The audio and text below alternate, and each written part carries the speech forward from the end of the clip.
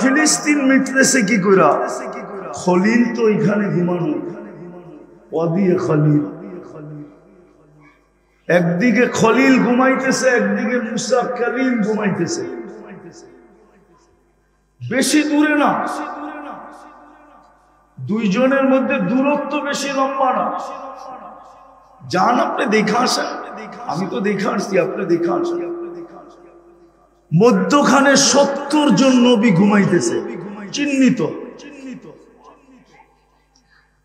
মুসলমানের প্রথম কেবলা যেখানে, মেরাজের রাত্রে সশরীরে 1.25 লক্ষ নবীরা যেখানে উপস্থিত।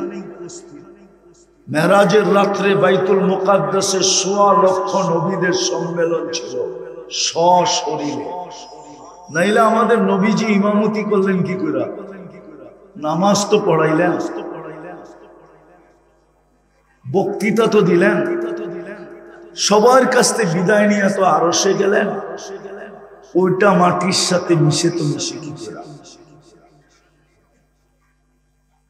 কিন্তু আল্লাহকেও যদি জিজ্ঞাসা করি তো আল্লাহ তো এটাই বলে, পছন্দ করে তো মানুষ বানাইছিলাম, তোদের ভিতরে মানবতা কোথায় বল? পছন্দ করে তো তোদেরকে মুসলমান বানাইছিলাম, ইসলামের ছাপ তোদের ভিতরে কোথায় বল? পছন্দ করে তো বন্ধুর উম্মত বানাইছিলাম। কার উম্মত? আপনি কার উম্মত আপনি জানেন না, আপনি চিনেন না মুহাম্মদুর রাসূলুল্লাহ। দুঃখ তো আমার এইখানেই, বাংলাদেশে পাইবেন ইসলামী মহাসম্মেলন, নাইলে ওয়াজ মাহফিল, নাইলে তাফসীর মাহফিল, এই তিনটেই পাবেন। শানের রিসালাত তো পাবেন না, নবীর শান তো কেউ জানে না যে আমার নবীর শান কত। আপনি নবীর প্রয়োজন রাখেন কতটুকু? একটা দেখাইলাম আমি সব জায়গায় চলে আসছি, আর আসতে হবে না সামনে। বসেন বসেন বসেন বসেন, আমি সীমানায় চলে আসছি। বিদায় ভাবেন, এখনো ফুললি অপারেশন শুরু হয় নাই। এটাই আল্লাহ বুঝাইছিলেন এক হাদিসে কুদসিতে, কোরআনও বুঝাইছিলেন, যহরাল ফাসাদ ফিল বাররি ওয়াল বাহর বিমা কাসাবাত আইদিন নাস লিইউযীকাহুম বা'দাল্লাযী আমিলু লাআল্লাহুম ইয়ারজিউন। মাঝে মাঝে আমরা ছোটখাটো অপারেশন করব, যেন তোমাদের বিবেকের পর্দা খোলে, তোমাদের বুদ্ধি উদিত হয়, তোমরা যেন দৌড়ায় আমার দিকে ফিরে আসো। কিন্তু আমাদের বিবেকের পর্দাও খুলতেছে না, আমাদের বুদ্ধি উদিত হইতেছে না, আমাদের বুদ্ধি উদিত হইতেছে না, বিবেকের পর্দাও খুলতেছে না। হাদিসে কুদসি তো আল্লাহ বলছিলেন, ইল্লাম ইয়াতুবু ফাআনা তাবিবুহুম, তোমরা যদি আমার দিকে না ফিরলে তো আমি ডাক্তার হয়ে যাব, ডাক্তার, সার্জিক্যাল ডাক্তার, আমি অপারেশন চালাবো তোমাদের উপরে। আজকে অপারেশন চলতেছে। নাইলে আমি আগেই বলছি, সমস্ত নবীদের সাথে যত অঙ্গীকার না ছিল, আমাদের সাথে আর চেয়ে কোটি গুণ বেশি অঙ্গীকার ছিল।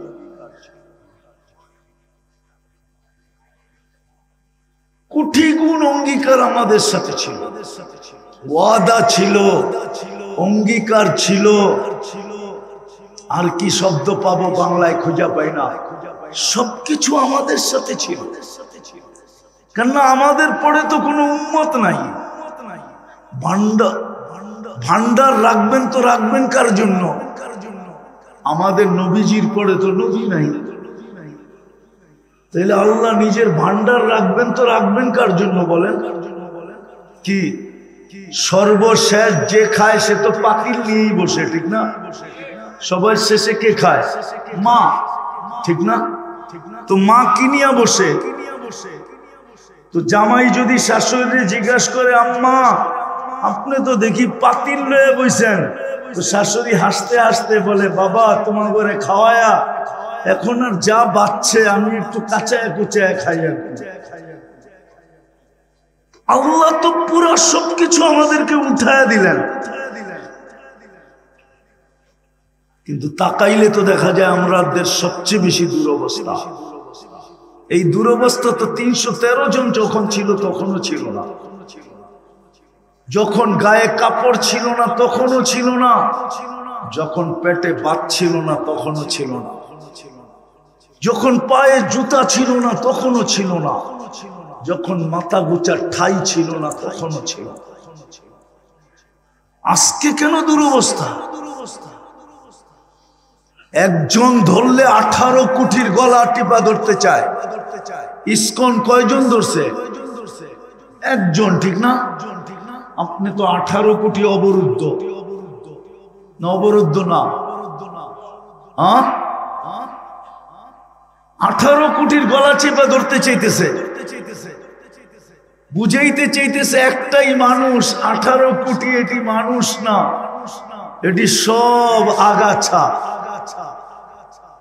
আর একটা প্রমাণ দিব, দেখি আপনাদের বুঝে আসে কিনা।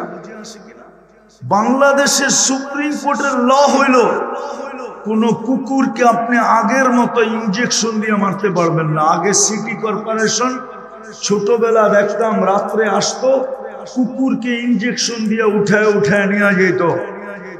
প্রাণীবাদীরা হাইকোর্টে রিট করছে যে প্রাণীদেরকে এইভাবে মারা যাবে না। আচ্ছা মানলাম, ঠিক আছে, ফিলিস্তিনের এই 1 বছর 2 মাসের যুদ্ধে আমাদের বাংলাদেশের প্রাণীবাদীরা বলো, ওই প্রাণীবাদীর ভিতর থেকে উচ্চ পদস্থ এখন একজন আছে, সে একটা ছোট, উনার ফেসবুক আইডিতে উনি ছোট একটা নিন্দা দেন যে মুসলমান দুনিয়ার থেকে উঠতে দেরি, সিংহায় আল্লাহ ফু দিতে দেরি করবে না। ও তো এই শিক্ষায় শিক্ষিত না, ওর মাথার ভিতরে এটা নাই। সব মোবাইলে সব প্রোগ্রাম আসে না, বটন সেটে অ্যান্ড্রয়েড সেটের প্রোগ্রাম নাই, এটা বটন সেট। এটা ফোন করতে পারবেন আর রিসিভ করতে পারবেন। ওই প্রাণীবাদী যারা, ওটা হলো বটন ফোন। ওর মাথায় এটুকুই আছে যে মুসলমান কোনো প্রাণী না, নাইলে ও নিন্দা করে না কেন? দেখা আপনি এত নিচে নামলেন কেন? ওই 3 কারণে। মানুষ বলেন কিন্তু মানবতা নাই। আমি কারো বিরোধিতা করতেছি না, যদি মানবতাই থাকতো তাহলে ঘুমন্ত মানুষকে মারে কি করে? আমাকে বুঝান, ঘুমের ভিতরে একজন আরেকজনকে মারে কি করে?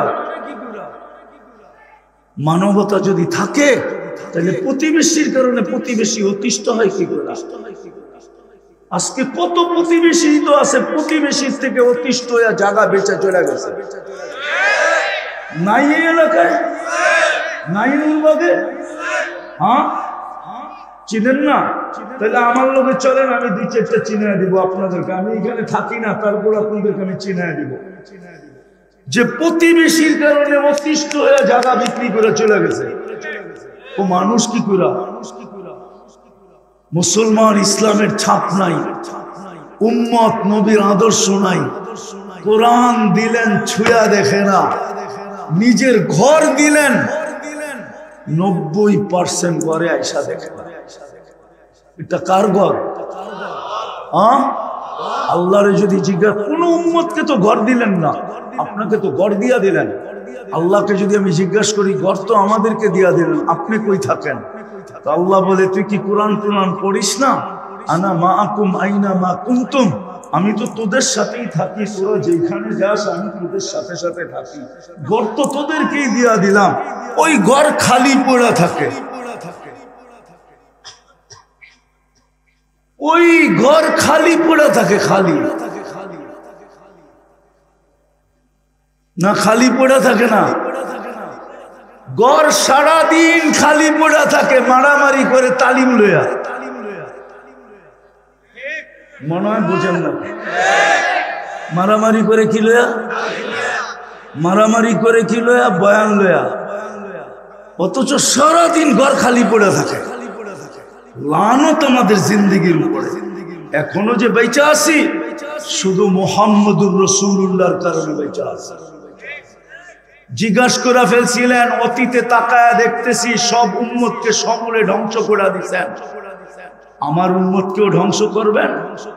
তো বলছে, না বন্ধু, আপনার উম্মতকে সমূলে ধ্বংস করব না, আপনাকে অঙ্গীকার দিতেছি, শুধু এই কারণে বেঁচে গেছেন, নাইলে বহুত বড় মাদ্রাসা আছে এখানে মাদানীনগর, জিজ্ঞাসা করে দেখেন 1500 বছর কোন উম্মতকে আল্লাহ সুযোগ দেন নাই, এর আগেই মাটিতে সব মিশাই দিয়েছেন।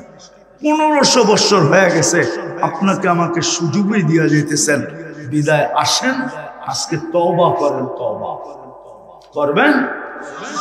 করবা যুবক? তওবা তওবা করো, তওবা, নাইলে এইখানের দিন কাটা যাবে, কিন্তু ওইখানেরটা কাটবে না।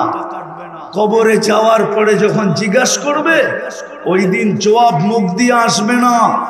হাউজে কাউসারে যাবে, প্রথম ডিসাইড হবে কিয়ামতের মাঠে হাউজে কাউসারে।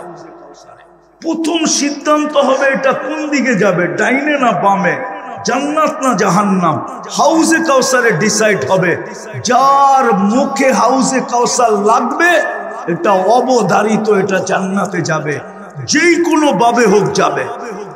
কেননা যেই ঠোঁটে হাউজে কাউসার লাগছে ওই ঠোঁটে আর কোনোদিন পিপাসা লাগবে না। যেই ঠোঁটে হাউজে কাউসার লাগছে ওই ঠোঁট দুজক ধারণ করার ক্ষমতা রাখে না। আপনি হাউজে কাউসার চিনেন না, হাউজে কাউসার জিনিসটা।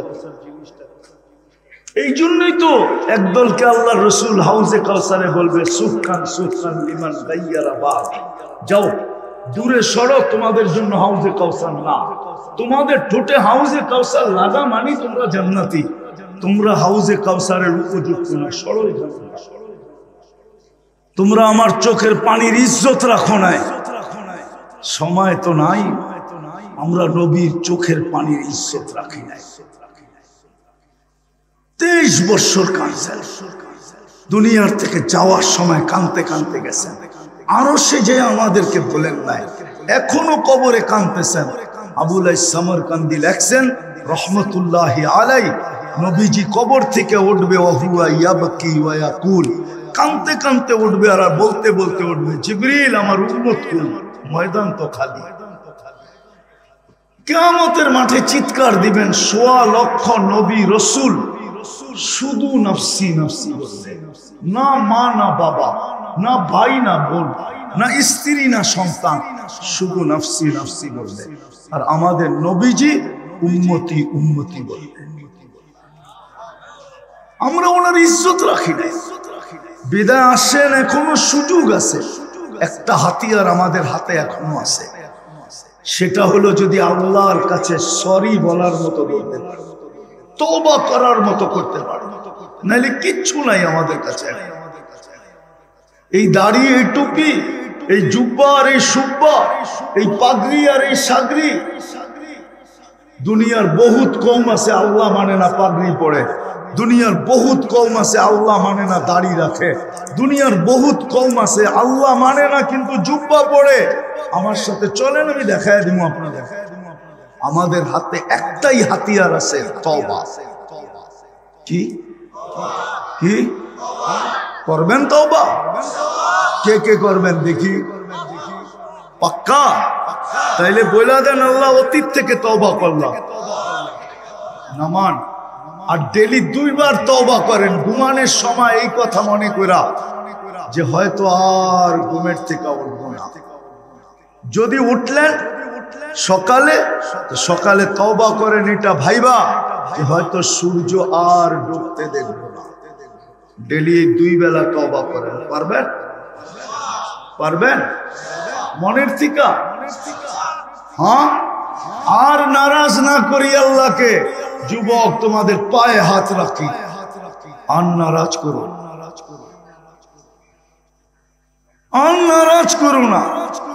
তোমরা আমার চেয়ে দুনিয়া দেখো না বেশি, দুনিয়ার রং আমার চেয়ে বেশি তোমরা দেখো না, তামসা আমার চেয়ে বেশি দেখো না, সিঙ্গার ফিঙ্গার আমার চেয়ে বেশি দেখো না। তোমাদের পায়ে হাত দিয়া বলি, আল্লাহকে নারাজ করো না, তওবাকে অভ্যাস বানাও। আর দ্বিতীয়, আল্লাহর ঘর গড়া দাও। আজকে আল্লাহর ঘর আল্লাহকে জিজ্ঞাসা করে মুসল্লি কই, জমিন জিজ্ঞাসা করে, জমি পুছতি হ্যায় নামাজি কাহা হ্যায়, জমিন জিজ্ঞাসা করে আল্লাহ নামাজি কই, মসজিদ জিজ্ঞাসা করে আল্লাহ মুসল্লি কই। বিশ্বাস হয় না? হ্যাঁ বললে তো আবার বলবে জয়ীফ। মসজিদ জিজ্ঞাসা করে আল্লাহকে আল্লাহ মুসল্লি কই, গর্ত দিলেন মুসল্লি তো নাই, আমার খোরাক তো নাই, কোথায় এরা? পড়তে পারবেন মসজিদ আজকের থেকে? কে কে পারবেন দেখি, যে মসজিদ ভরা দিব আজকের থেকে নামান। আর যুবকদের পায়ে হাত দিয়া বলি 31st নাইট উদযাপন করো না, আল্লাহর গজব আর টাইনা হিনো না। আছে বাংলাদেশে প্রমাণ আছে, 2013 কি 14 হবে 31st নাইটের পরের দিন 7.8 ভূমিকম্প আসছিল, কিন্তু কোনো বিপর্যয় হয় নাই, শুধু সিগন্যাল দিয়ে চলে গেছে। গত ডিসেম্বরে তুর্কিতে আসছে, 1.5 লক্ষ লোক মারা গেছে, এক শহর মাটির সাথে মিশা গেছে।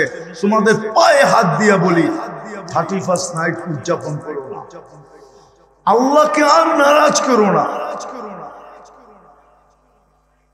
আল্লাহ শুনায়া দিছে উম্মতে মুহাম্মাদীকে কিভাবে সাইজ করবে, কোন ওয়াশিং মেশিন দিয়া পুত পবিত্র করবে। এটা হাদিসে আছে যে তোমরা যদি বেশি বাড়াবাড়ি করো তাইলে তোমাদেরকে 2টা ওয়াশিং মেশিন দিয়া পরিষ্কার করব, কেননা বন্ধুকে লজ্জিত করব না, তোমাদেরকে ওয়াশ করে ছেড়া দেব। 2টা মেশিনের কথা হাদিসে আছে।